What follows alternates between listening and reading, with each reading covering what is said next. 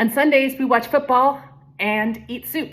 I just made this Pasta Fagioli soup, which is the only soup that I ever liked from the Olive Garden. I made mine light on the pasta and heavy on the beans.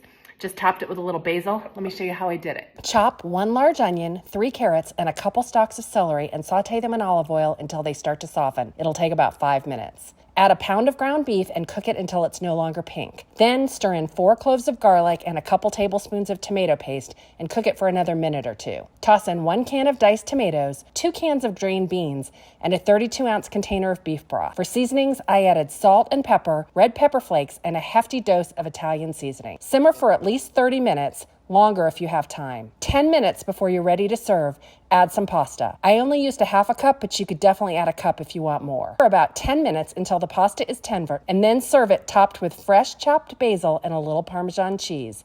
This is the yummiest soup. Follow GrownupDish for healthy-ish recipes, product reviews, and midlife musings.